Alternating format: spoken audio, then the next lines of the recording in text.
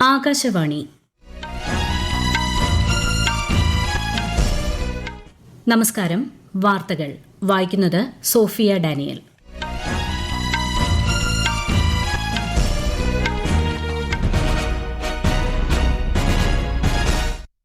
പ്രധാന വാർത്തകൾ. Japan China സന്ദർശനങ്ങൾക്കായി പ്രധാനമന്ത്രി നരേന്ദ്രമോദി ഇന്ന് യാത്ര തിരിക്കും. 15ാമത് ഇന്ത്യ ജപ്പാൻ വാർഷിക ഉച്ചകോടിയിൽ പങ്കെടുക്കും. കേന്ദ്ര ആഭ്യന്തരമന്ത്രി അമിത്ഷാ 2 ദിവസത്തെ സന്ദർശനത്തിനായി ഇന്ന് അസമിലെത്തും. ജനക്ഷേമത്തോടൊപ്പം രാജ്യവികസനവും ലക്ഷ്യമിട്ടുള്ള പദ്ധതികളാണ് സർക്കാർ നടപ്പാക്കി വരുന്നതെന്ന് കേന്ദ്ര സഹമന്ത്രി ജോർജ് കുര്യൻ. ഊർജ്ജ സുരക്ഷ ഉറപ്പാക്കാൻ ലക്ഷ്യമിട്ട് ദ്രവീകൃത പ്രകൃതിവാതകം വാങ്ങുന്നതിനുള്ള കരാറിൽ ഇന്ത്യയും UAEയും ഒപ്പുവച്ചു. സാമൂഹ്യ പരിഷ്കർത്താവ് അയ്യങ്കാളിയുടെ ജന്മദിനം കേരളം സമുചിതമായി ആചരിച്ചു. ശ്രദ്ധാഞ്ജലി അർപ്പിച്ച് പ്രധാനമന്ത്രി. ഗ്രാൻഡ് ചെസ് ടൂർ ഫൈനൽ യോഗ്യത നേടി Indian grand master R Praggnanandhaa. വാർത്തകൾ വിശദമായി. പ്രധാനമന്ത്രി നരേന്ദ്രമോദി ജപ്പാൻ ചൈന സന്ദർശനങ്ങൾക്കായി ഇന്ന് യാത്ര തിരിക്കും. 15ാമത് ഇന്ത്യ ജപ്പാൻ വാർഷിക ഉച്ചകോടിയിൽ പ്രധാനമന്ത്രി പങ്കെടുക്കും. പ്രതിരോധം, സുരക്ഷ, സമ്പദ് വ്യവസ്ഥ, സാങ്കേതികവിദ്യ തുടങ്ങി വിവിധ മേഖലകളിലെ സഹകരണ സാധ്യതകൾ ജപ്പാൻ പ്രധാനമന്ത്രിയുമായി ചർച്ച ചെയ്യും. ഓഗസ്റ്റ് 31, സെപ്റ്റംബർ 1 തീയതികളിൽ പ്രധാനമന്ത്രി ചൈന സന്ദർശിക്കും. ടിയാൻജിനിൽ നടക്കുന്ന ഷാൻഹായ് സഹകരണ സംഘടനയുടെ 25ാമത് നേതൃതല ഉച്ചകോടിയിൽ പ്രധാനമന്ത്രി പങ്കെടുക്കും. കേന്ദ്ര ആഭ്യന്തരമന്ത്രി അമിത്ഷാ 2 ദിവസത്തെ സന്ദർശനത്തിനായി ഇന്ന് അസമിലെത്തും. ഗുവാഹത്തിയിൽ രാജ്ഭവനോട് ചേർന്ന് നിർമ്മിച്ച ബ്രഹ്മപുത്ര വിങ്ങിന്റെ ഉദ്ഘാടനം അദ്ദേഹം നിർവഹിക്കും. ദേശീയ cyber forensic lab Shri Amit Shah വെർച്വലായി ഉദ്ഘാടനം ചെയ്യും. 20,000-ഓളം പഞ്ചായത്ത് പ്രതിനിധികളുടെ സമ്മേളനത്തിൽ അദ്ദേഹം പങ്കെടുക്കും. ജനക്ഷേമത്തോടൊപ്പം രാജ്യവികസനവും ലക്ഷ്യമിട്ടുള്ള പദ്ധതികളാണ് സർക്കാർ നടപ്പാക്കി വരുന്നതെന്ന് കേന്ദ്ര സഹമന്ത്രി ജോർജ് കുര്യൻ. ന്യൂനപക്ഷ മത്സ്യത്തൊഴിലാളി സമൂഹത്തിന്റെ ശാക്തീകരണത്തിനായി ആവിഷ്കരിച്ച മത്സ്യശക്തി പദ്ധതി തിരുവനന്തപുരത്ത് ഉദ്ഘാടനം ചെയ്യുകയായിരുന്നു അദ്ദേഹം. തദ്ദേശീയ ഉൽപ്പന്നങ്ങൾ പ്രോത്സാഹിപ്പിക്കണമെന്ന പ്രധാനമന്ത്രി നരേന്ദ്രമോദിയുടെ ആഹ്വാനം ജനങ്ങൾ ഏറ്റെടുക്കണമെന്നും ശ്രീ ജോർജ് കുര്യൻ പറഞ്ഞു. ജനങ്ങൾ അധ്വാനിക്കുന്നത് കൊണ്ടാണ് രാജ്യം വികസിക്കുന്നത്. നമ്മളൊക്കെ ലോകത്തിലെ 4ാമത്തെ സാമ്പത്തിക ശക്തിയായി GDPയുടെ അടിസ്ഥാനത്തിൽ മൊത്തത്തിലുള്ള ഉത്പാദനത്തിന്റെ ഫലമായിട്ടാണ് 4ാമത്തെ ശക്തിയായി. ഇനി അത് ഓരോ കുടുംബങ്ങളിലേക്ക്, ഓരോ കുടുംബത്തിന്റെയും ഓരോ വ്യക്തിയുടെയും വരുമാനം വർദ്ധിച്ചാൽ ആ കുടുംബം ഒരു വികസിത കുടുംബമായിട്ട് മാറും. സെൻട്രൽ മറൈൻ ഫിഷറീസ് റിസർച്ച് ഇൻസ്റ്റിറ്റ്യൂട്ടിന്റെ തിരുവനന്തപുരം വിഴിഞ്ഞം റീജിയണൽ സെന്ററാണ് മത്സ്യശക്തി പദ്ധതി നടപ്പാക്കുന്നത്. ന്യൂനപക്ഷകാര്യ മന്ത്രാലയവും സമുദ്ര മത്സ്യ ഗവേഷണ സ്ഥാപനവും തമ്മിൽ ഇത് സംബന്ധിച്ച ധാരണാപത്രവും ഒപ്പുവച്ചു. അതിർത്തി കടന്നുള്ള കുറ്റകൃത്യങ്ങൾ തടയുന്നതിനുള്ള നടപടികൾ കൈക്കൊള്ളാൻ ഇന്ത്യയും ബംഗ്ലാദേശും ധാരണയായി. സംയുക്ത പട്രോളിംഗ് ഉൾപ്പെടെയുള്ള നടപടികൾ ശക്തമാക്കാൻ ഇരു രാജ്യങ്ങളും തീരുമാനിച്ചു. Indian border security force, border guard Bangladesh director ജനറൽമാർ ധാക്കയിൽ നടത്തിയ കൂടിക്കാഴ്ചയിലാണ് ഇത് സംബന്ധിച്ച തീരുമാനം കൈക്കൊണ്ടത്.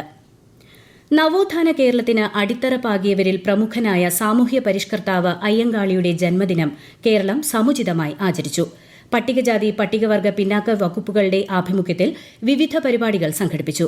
തിരുവനന്തപുരത്ത് കനകക്കുന്ന് മുതൽ വെള്ളയമ്പലം വരെ നടന്ന ഘോഷയാത്ര മന്ത്രി OR കേളു ഫ്ളാഗ് ഓഫ് ചെയ്തു. തുടർന്ന് അയ്യങ്കാളി അനുസ്മരണ സമ്മേളനവും നടന്നു. മഹാത്മാ അയ്യങ്കാളിയുടെ ജയന്തി ദിനത്തിൽ ശ്രദ്ധാഞ്ജലി അർപ്പിച്ച് പ്രധാനമന്ത്രി നരേന്ദ്രമോദി. സാമൂഹിക നീതിയുടെയും ശാക്തീകരണത്തിന്റെയും അടയാളമായി അയ്യങ്കാളി ഓർമ്മിക്കപ്പെടുമെന്നും അദ്ദേഹം അനുസ്മരിച്ചു. ആധുനിക കേരളത്തിന് അടിത്തറ പാകുന്നതിൽ മഹാത്മാ അയ്യങ്കാളി വഹിച്ച പങ്ക് നിസ്തുലമാണെന്ന് മുഖ്യമന്ത്രി പിണറായി വിജയൻ അഭിപ്രായപ്പെട്ടു. തിരുവനന്തപുരത്ത് KPCC ആസ്ഥാനത്ത് അയ്യങ്കാളി ജയന്തി ദിനാചരണവും നടന്നു. മുംബൈയിലെ വിരാറിൽ ഇന്നലെ 4 നില കെട്ടിടം തകർന്നു വീണുണ്ടായ അപകടത്തിൽ 17 മരണം, 9 പേർക്ക് പരിക്ക്, 24 പേരെ രക്ഷപ്പെടുത്തി. രക്ഷാപ്രവർത്തനം പുരോഗമിക്കുകയാണ്. മഹാരാഷ്ട്ര മുഖ്യമന്ത്രി ദേവേന്ദ്ര ഫട്നവിസ് മരിച്ചവരുടെ കുടുംബങ്ങൾക്ക് 5 ലക്ഷം രൂപ ധനസഹായം പ്രഖ്യാപിച്ചു. അപകടത്തിൽ മരിച്ചവരുടെ കുടുംബങ്ങളെ രാഷ്ട്രപതി ദ്രൌപദി മുർമു അനുശോചനം അറിയിച്ചു. കേന്ദ്ര ധനമന്ത്രി നിർമ്മല സീതാരാമനും ഖത്തർ വിദേശകാര്യ സഹമന്ത്രി അഹമ്മദ് ബിൻ മുഹമ്മദ് അൽ സയ്യിദും ന്യൂഡൽഹിയിൽ കൂടിക്കാഴ്ച നടത്തി. വിദേശ നിക്ഷേപങ്ങൾ ആകർഷിക്കുന്നതിനായി കഴിഞ്ഞ ദശകത്തിൽ ഇന്ത്യ സ്വീകരിച്ച നടപടികൾ ചർച്ചകളിൽ ശ്രീമതി സീതാരാമൻ വ്യക്തമാക്കി.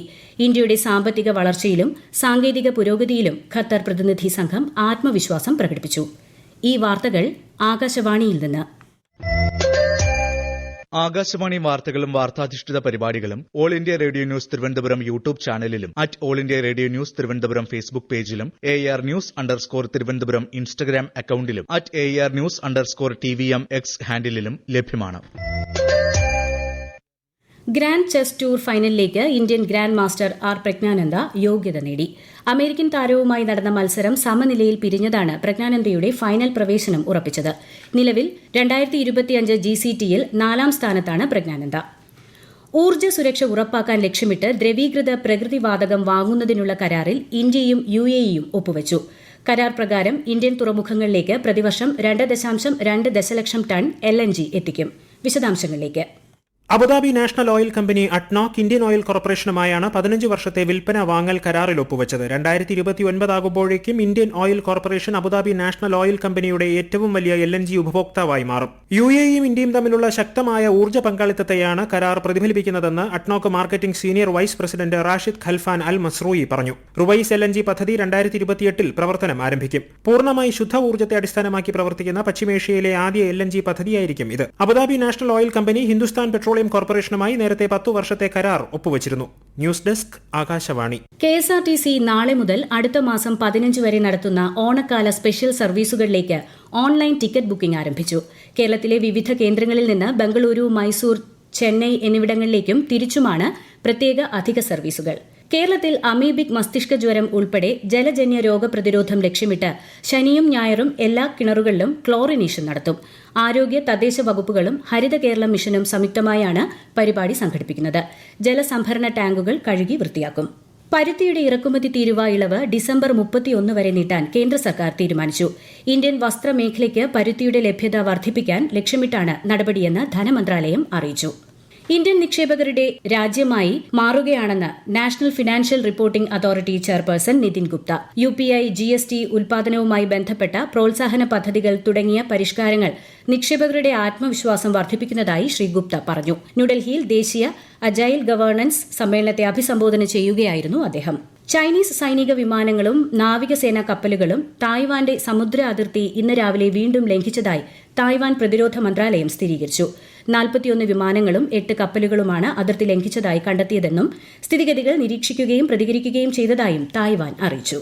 യുക്രൈനിൽ റഷ്യ അടുത്തിടെ നടത്തിയ മിസൈൽ ആക്രമണത്തെ പ്രസിഡന്റ് വൊളോഡിമർ സെലൻസ്കി അപലപിച്ചു. കീവിൽ നടത്തിയ ആക്രമണത്തിൽ 17 പേരാണ് കൊല്ലപ്പെട്ടത്. നിരവധി പേർക്ക് പരിക്കേറ്റു. നയതന്ത്ര ബന്ധം തകർക്കുന്ന ഇത്തരം നടപടികൾക്കെതിരെ അന്താരാഷ്ട്ര സമൂഹം ശക്തമായ നിലപാട് സ്വീകരിക്കണമെന്ന് യുക്രൈൻ പ്രസിഡന്റ് പറഞ്ഞു. ജപ്പാനിൽ അഗ്നിപർവ്വത സ്ഫോടനം. തെക്കുപടിഞ്ഞാറൻ ദ്വീപായ ക്യുഷുവിലെ മൌണ്ട് ഷിൻമോയിലാണ് സ്ഫോടനം റിപ്പോർട്ട് ചെയ്തത്. സ്ഫോടനത്തെ തുടർന്ന് 5000 മീറ്റർ ഉയരത്തിലേക്ക് പുകയും ചാരവും ഉയർന്നു. യുഎസിലെ ഉന്നത പൊതുജനാരോഗ്യ ഏജൻസിയായ centre for disease control and prevention മേധാവി സൂസൻ മൊണോരസിനെ പുറത്താക്കിയതായി ട്രംപ് ഭരണകൂടം സ്ഥിരീകരിച്ചു. ആരോഗ്യ സെക്രട്ടറി റോബർട്ട് F. കെന്നഡി ജൂനിയറുമായുള്ള തർക്കത്തിനിടെ സ്ഥാനമൊഴിയാൻ വിസമ്മതിച്ചതിനെ തുടർന്നാണ് നടപടി. പാകിസ്ഥാനിൽ കനത്ത വെള്ളപ്പൊക്കം. കഴിഞ്ഞ 24 മണിക്കൂറിനുള്ളിൽ 17 പേർ മരിച്ചതായി ഔദ്യോഗിക വൃത്തങ്ങൾ അറിയിച്ചു. സത്ലജ്, രവി, ചെനാബ് നദികളിലെ വെള്ളപ്പൊക്കത്തെ തുടർന്ന് പഞ്ചാബ് പ്രവിശ്യയിലുടനീളമുള്ള 100 കണക്കിന് ഗ്രാമങ്ങൾ വെള്ളത്തിൽ മുങ്ങി. വ്യാപക നാശനഷ്ടമുണ്ടായതായി റിപ്പോർട്ടുണ്ട്. മോശം കാലാവസ്ഥയെ തുടർന്ന് ജമ്മു ശ്രീനഗർ ദേശീയപാത തുടർച്ചയായ 3ാം ദിവസമായ ഇന്നും അടച്ചിട്ടു. ഉധംപൂർ, റാംബാൻ മേഖലകളിൽ ഒന്നിലേറെ തവണ മണ്ണിടിച്ചിലുണ്ടായതാണ് ഗതാഗതം തടസ്സപ്പെടാൻ കാരണം. 600-ലധികം വാഹനങ്ങൾ പലയിടങ്ങളിലായി കുടുങ്ങിക്കിടക്കുകയാണ്. ജമ്മുകശ്മീരിൽ വൈഷ്ണവ് ദേവി തീർത്ഥാടനം തുടർച്ചയായ 3ാം ദിവസവും നിർത്തിവച്ചു. യാത്രാവഴിയിലെ അത്കുവാരിയിലുണ്ടായ മണ്ണിടിച്ചിലിനെ തുടർന്നാണ് യാത്ര നിർത്തിവച്ചത്. ഇനിയൊരു അറിയിപ്പുണ്ടാകുന്നതുവരെ തീർത്ഥാടനം മാറ്റിവെക്കാൻ അധികൃതർ നിർദ്ദേശിച്ചു. സുരക്ഷിത തീർത്ഥയാത്രയ്ക്കായുള്ള നടപടികൾ പുരോഗമിക്കുകയാണ്. സ്വതന്ത്ര വ്യാപാരം പ്രോത്സാഹിപ്പിക്കുന്നതിനുള്ള ശ്രമത്തിന്റെ ഭാഗമായി 500 താരിഫുകൾ കൂടി കുറയ്ക്കുമെന്ന് ഓസ്ട്രേലിയൻ സർക്കാർ പ്രഖ്യാപിച്ചു. ടയറുകൾ, വൈൻ ഗ്ലാസുകൾ, ടെലിവിഷനുകൾ എന്നിവയുൾപ്പെടെയുള്ള ഇനങ്ങളുടെ മേലുള്ള ചെറിയ താരിഫുകൾ നീക്കം ചെയ്യും. പ്രധാന വാർത്തകൾ വീണ്ടും. ജപ്പാൻ, ചൈന സന്ദർശനങ്ങൾക്കായി പ്രധാനമന്ത്രി നരേന്ദ്രമോദി ഇന്ന് യാത്ര തിരിക്കും. 15ാമത് ഇന്ത്യ ജപ്പാൻ വാർഷിക ഉച്ചകോടിയിൽ പങ്കെടുക്കും. കേന്ദ്ര ആഭ്യന്തരമന്ത്രി അമിത്ഷാ 2 ദിവസത്തെ സന്ദർശനത്തിനായി ഇന്ന് അസമിലെത്തും. ജനക്ഷേമത്തോടൊപ്പം രാജ്യവികസനവും ലക്ഷ്യമിട്ടുള്ള പദ്ധതികളാണ് സർക്കാർ നടപ്പാക്കി വരുന്നതെന്ന് കേന്ദ്ര സഹമന്ത്രി ജോർജ് കുര്യൻ. ഊർജ്ജ സുരക്ഷ ഉറപ്പാക്കാൻ ലക്ഷ്യമിട്ട് ദ്രവീകൃത പ്രകൃതിവാതകം വാങ്ങുന്നതിനുള്ള കരാറിൽ ഇന്ത്യയും UAEയും ഒപ്പുവച്ചു. സാമൂഹ്യ പരിഷ്കർത്താവ് അയ്യങ്കാളിയുടെ ജന്മദിനം കേരളം സമുചിതമായി ആചരിച്ചു. ശ്രദ്ധാഞ്ജലി അർപ്പിച്ച് പ്രധാനമന്ത്രി. ഗ്രാൻഡ് ചെസ് ടൂർ ഫൈനൽ യോഗ്യത നേടി Indian grand master R Praggnanandhaa. വാർത്തകൾ കഴിഞ്ഞു. അടുത്ത വാർത്താ പ്രക്ഷേപണം രാത്രി 8:35.